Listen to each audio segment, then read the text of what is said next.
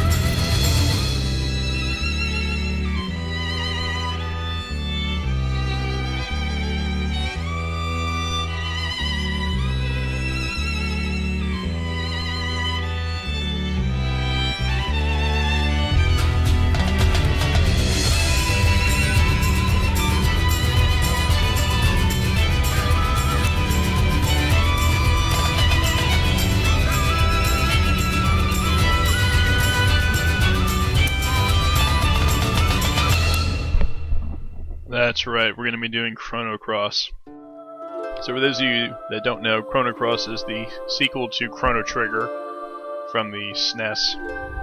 Definitely one of my favorite games of all time, if not my favorite game of all time, at least as far as RPGs are concerned.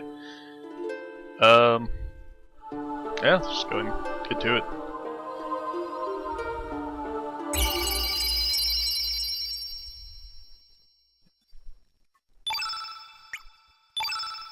Surge, our protagonist. I don't feel the need to change his name, so we're gonna go ahead with that. Fortress, with geometric designs out in the plains, or the forest, or the something green and brown. Surrounded by dragons, some kind of a tall tower. And if you'll note, I think this shot will reveal it, there's a little thing floating on top. Small round platform with a spike pointing back down towards the actual port. There we are.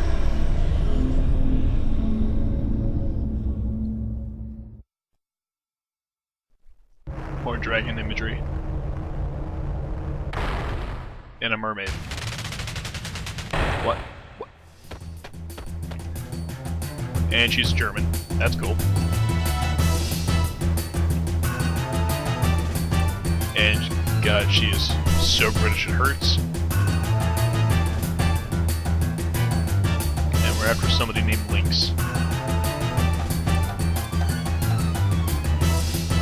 She is a morbid little person, isn't she?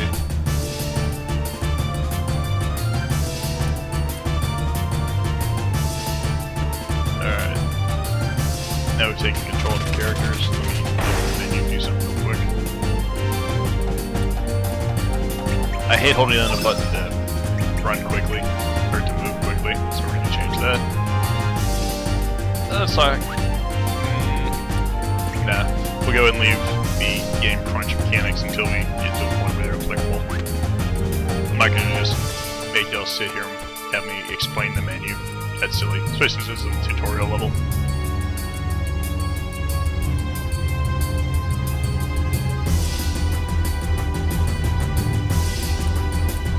Yeah, she's definitely British.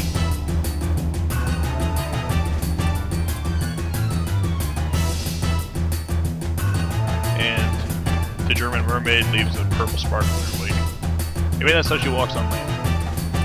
I'm not one to judge. Okay, that's not true. I am one to judge. But, you know, there's what you gotta do. Oh god, combat, why?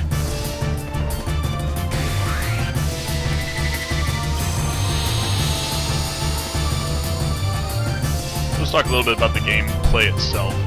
It's a pretty standard RPG. You have 3 party members. Start off with basic actions. We have attack. You'll see these options over here. These are your basic attacks, ranked in order from weakest to strongest. So 1 being the weakest, 3 being the strongest. With this hit percentage off to the side is the percentage of a chance that the attack is likely to land. So we see that a first level attack, while it deals comparatively low damage, is guaranteed to hit most of the time. You also note that with each successful attack landed, it chains like a combo and every percentage increases. Go with the medium attack, significantly more damage, again, the percentage increased. Strongest attack, fair bit. Choose to get a hammer blow to the head, seems fine. And we're gonna go ahead and hit him one last time, because why not? Alright, now you see these turquoise bars at the bottom of each character's stat box. That's referred to as your stamina pool. And I'm not exactly sure what governs how fast it regenerates, but it recovers as other members of your party take actions. And go and attack with her.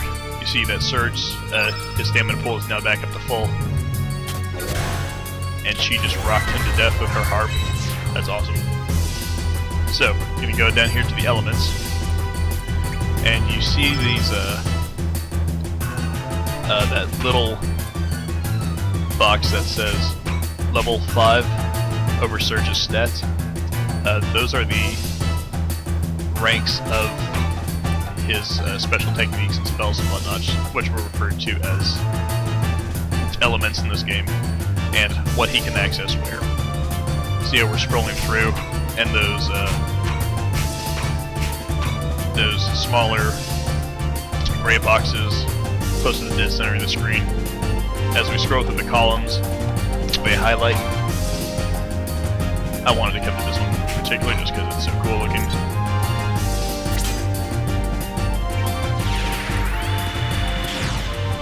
Not a whole lot of damage, but it's worth doing. Now, you see, I pulled that from the 3rd row of elements, which dropped his total pool available from 5 to 2, using the difference to determine how much potential was subtracted from. Do the same thing with Kid.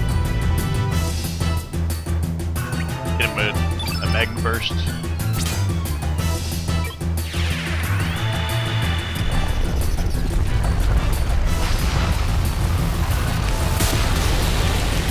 And it knocks him out.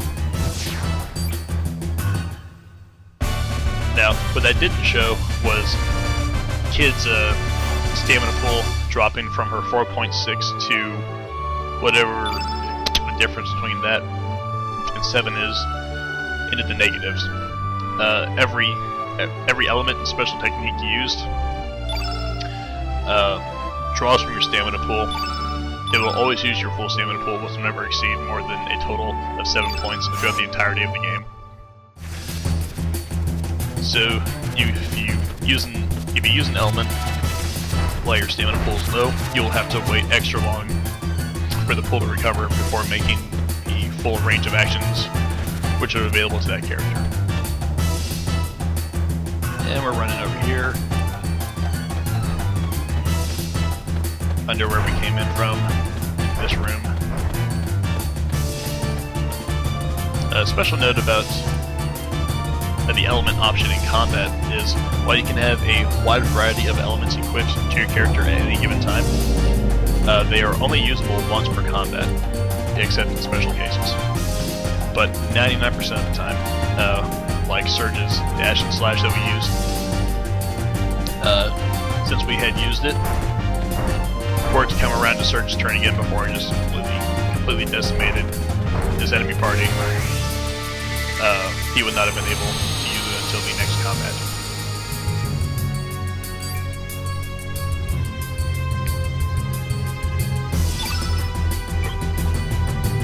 And case in point, a high percentage to hit does not actually mean you're going to hit.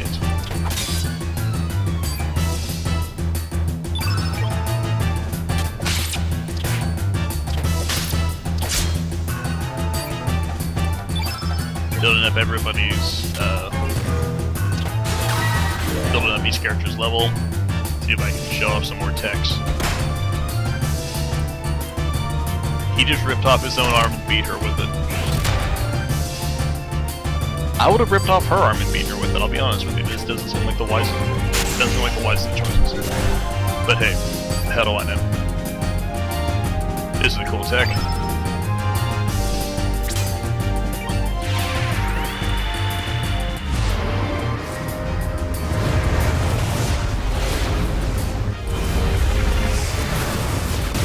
And it just straight knocks him down. Ordinarily, your in-game menu will show, even during little cutscenes like that, I'm holding down the select button to make that menu disappear, just for the sake of the fact that it looks better.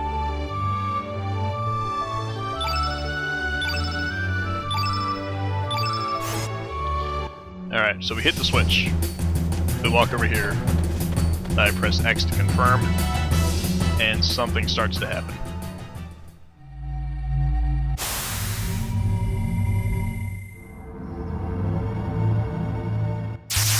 We just got shot out of a magic railgun. What's up?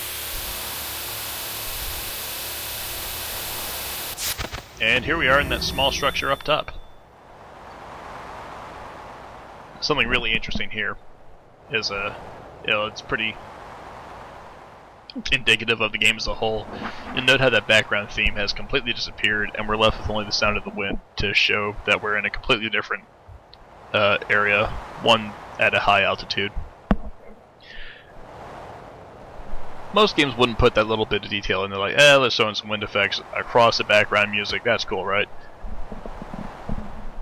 This game in particular focuses very much on immersing the player into the current scene. Something that it does extremely well.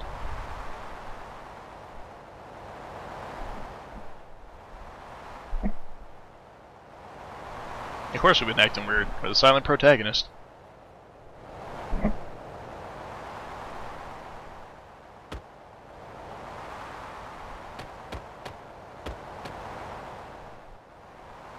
Here we have a giant door surrounded by some dragon or some dinosaur motif. A heartbeat. A very large, loud heartbeat. Cutscene.